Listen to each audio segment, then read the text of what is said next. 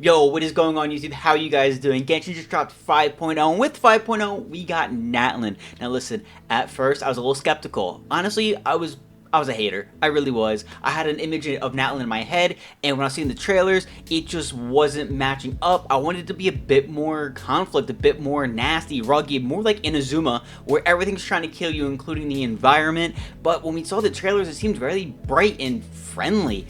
And I was like, that's not what I thought at all. I thought those like dinosaurs seemed like they were more like you click on them and then you just kind of go and you can't have free use of them.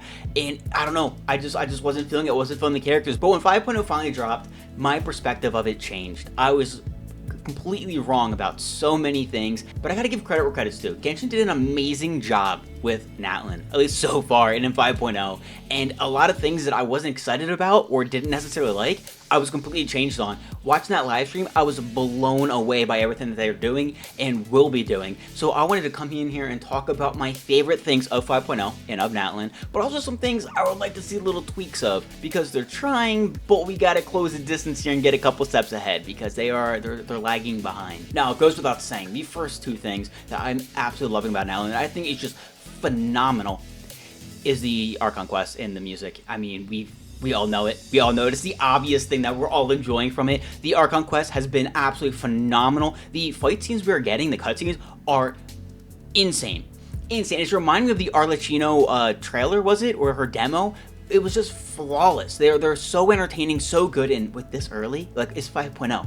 Where we have more of this, I'm so hooked. The story seems amazing, and I cannot wait for more. I can't wait to learn more about the tribes. I'm loving all the characters. For some reason in the trailers, they weren't, like, growing on me. I just wasn't feeling it. I was like, no, maybe like one or two of them, but now we're getting into Natlan and we're watching the Archon quest and we're following along and meeting them and interacting with them, and I'm like, you know what? They're really growing on me. And that's something we're going to talk about later, are the characters in Natlan, because they are just getting better and better and better. Hoyo knows how to design characters, and they know how to take our wallets. I mean, our wallets are in danger, boys. So be careful, be strong. But I'm seriously enjoying the Archon quest. I cannot wait for more. It's seriously been a highlight for me, and I'm loving it. The music has just been phenomenal. I mean, it's so good. Typically, I'll just throw on some anime, throw on some random background music from Spotify, and just kind of explore. But this time, I'm actually listening to the music and just enjoying every second of it. I know you might come at me like, how can you not listen to the Genshin music? It is phenomenal. I know, but it's just, I don't really pay attention to it. But this time I have been, and it's really gotten my attention, and I've been absolutely loving it. It is so good. But those are the obvious two things that we're all enjoying. I mean, they always hit on those two aspects. Genshin doesn't miss with that. The next thing I want to talk about that I've really been surprised about is the Saurians. I think it's Saurians. That is a problem with Natlan. I can't pronounce anything at all. I don't know any of the names. I'm gonna butcher absolutely everything. I do apologize. That is one thing that I think, you know what, we need a little help on. You know, some of us that aren't good with names, we need a little help in Natlan, because these things are hard to pronounce. I think it's Saurians, the dinosaurs. Again, when I saw the trailers, everyone's like, oh my god, dude, Pokemon, so cool. I'm not a Pokemon person. I'm not. I'm sorry. I never like got into it. Recently, my buddy, he's gone into Pokemon, so I decided, you know what, I'm gonna support my buddy, and I bought a card from him. I did get a nice Dendra graded 10, so I do have one Pokemon card, boys, but I was never really into it. So when I saw everyone freaking out about the Saurians and like, oh my god, Pokemon, I just wasn't there. I'm like, I'm good. They seem kind of boring, especially because I thought you would interact with them and then they'd go and they'd move a fixed path, and then you get to the other part of the destination, and that was going to be it. That's what it looked like to me. So I was very just like, wow, that's going to suck. That is going to be an absolute buzzkill. And I was completely wrong. This is why you don't assume. So, I mean, getting into Natlan and being able to use those animals, I don't know, has been so much fun, and I've really been enjoying it. It's been a nice aspect to the game. One thing I will say is, Genshin, can we like be a little fun once in a while? Can you make them just like stupidly OP? You know what I mean? Like, I get it. On some aspects, you're a business, right? You got to make money. There's some things that you have to do in order to turn a profit. Makes sense. There's two sides of it, right? But when it comes to traveling the region, it's not going to hurt your profits at all. It has nothing to do with the money side of Genshin. So why can't we make it so like that water Saurian is just super fast in the water? Like, I'm talking about grossly fast in the water. Like, boom! You know what I mean? Like, gone. You know, same thing with like the green one. Why can't I swing around like Spider-Man? Why can't it be super fast? And why do I only have two? Why are you making it so they're balanced? right? It's not like they're gonna be used in PvP or anything like that. Like, if we could just have fun and just have them be absolutely broken, where we can just like speed around the region with them, I think that would make it so entertaining and so fun. And it's not like it's gonna hurt the game, you know what I mean? It's gonna make it enjoyable, especially because it's a Natlan exclusive, you know what I mean? You can't bring them outside of Natlan. So that's one thing where I wish they kind of did, but it's been so much better than what I thought it was gonna be. It's not just like you use them and you go to a fixed destination and that's it. You know, actually get to move around with them, you have free use. It's so cool. It's so much better than I thought, but again, why we don't assume. Also, the new artifact like system where you can craft an artifact, I think is absolutely sick. I think it is a good step in the right direction.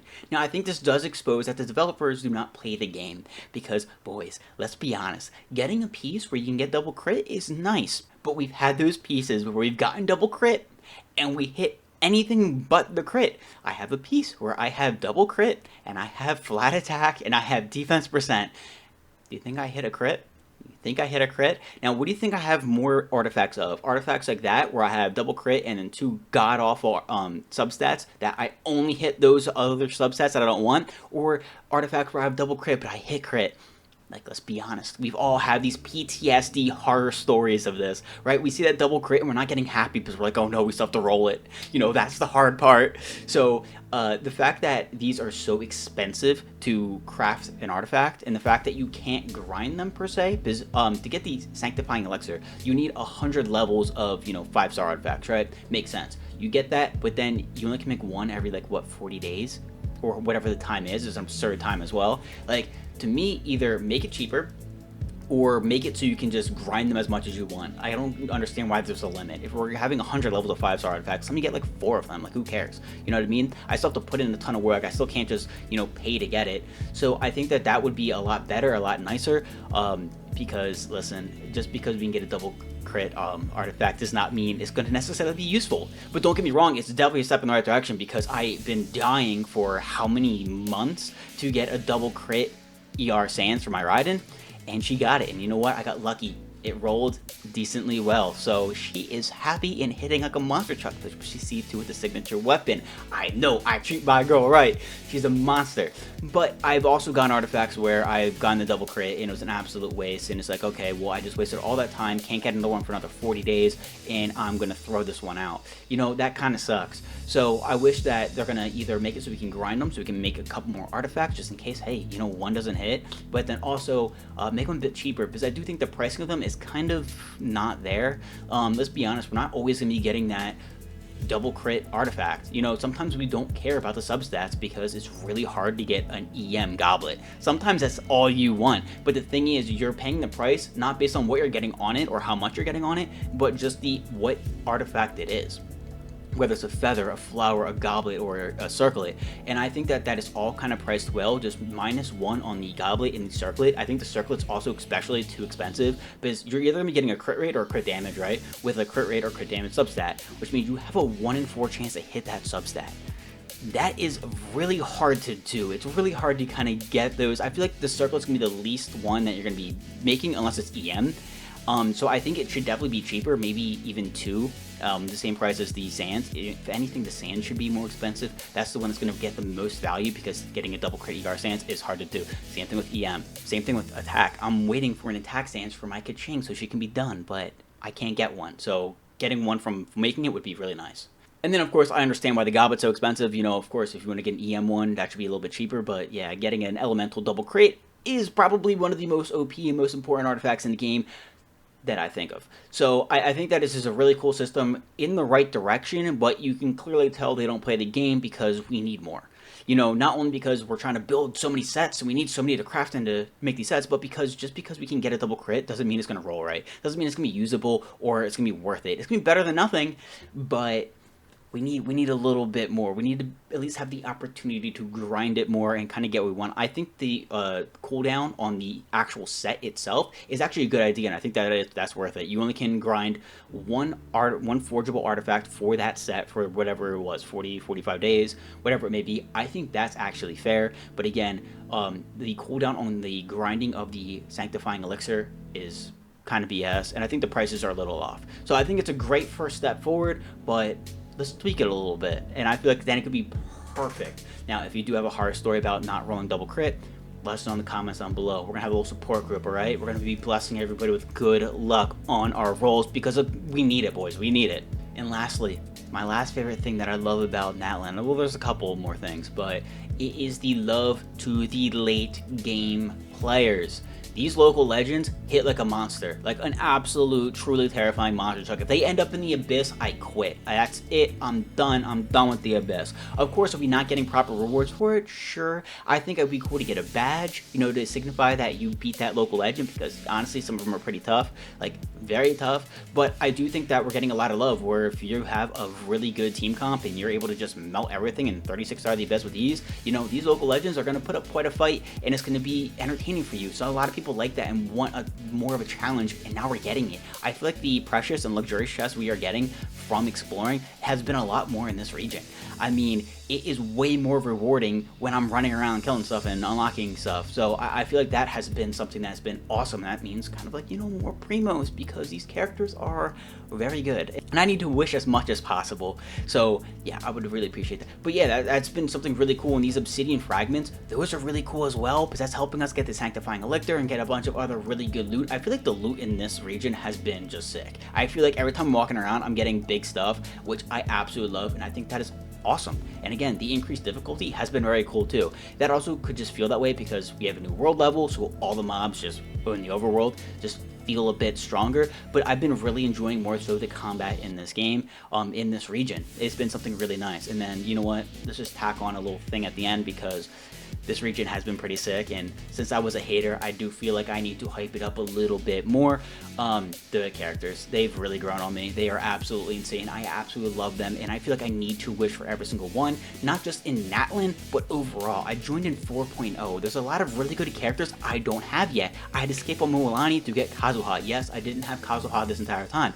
Guess what? I don't have Farina, so I'm gonna want to get her too. But not to mention, the Natlan characters are just so good. Mualani is someone who's really grown onto a lot of people, and people are absolutely loving her. How did she manage to surpass Nuviolette? How is that possible? But it is. It happened. I mean, Kinich, I know I'm going to be butchering these names, Kinich, and I'm calling him Ajal. I know it's not the right thing. It's Ajal. Leave me alone. I'm hearing that his Japanese voice actor is going to be Sasuke, and Ajal's is going to be Naruto. Tell me how I'm able to skip on that banner. I'm not. I'm going to have to wish for it, because that is the sickest thing I have ever heard. I have never, other than Kazuha, wished for a dude on the Genshin banners, but here we are, and I'm going to be doing it happily. Happily. I'm changing my my voice to my whatever, my language to Japanese. It's just how it's going to be, because that is the coolest thing I've ever heard. If it is true, I'm going to freak out. But I mean, the Pyroicon, absolutely insane. The Emo Clan, I think that's what she is. She looks sick as well. The Harbingers that are in this region, oh my god. Who designed these characters? I mean, the designs in these characters have been absolutely phenomenal. So if you are going into Natlan and you don't have stuff saved up, Primos, good luck. May your pulls go well, so you don't have to use the blessing of the wallet, because you know that could suck. So I wish you guys the best of luck with your pulls, because we are all going to need the same amount of luck, especially for like me, and you don't have a lot of the good characters from Sumeru, Inazuma, you know, Fontaine, Liwa. There's so many that we still need. So the characters have been going up a notch somehow. I'm super excited. I can't wait to meet more of them, and I can't wait to see the surprise characters that we haven't been introduced to yet. But I am so stoked. Listen, I was a hater in the beginning. I gotta admit, gotta give credit's due. They did well so far in 5.0. I cannot wait to see the rest of Natlan. This has been insanely awesome. Let me know down below. What is your favorite part of Natlan, a part of 5.0? Were you like me? Were you kind of doubting in the beginning? Or are you the opposite, where you were really hyped up for Natlan and it's just not living up to your hype? Why is that? If that is the case. But hey, let me know favorite part down below. Hope you guys enjoyed. Hope you guys enjoyed Natlan. Good luck on your pulls, alright? Peace.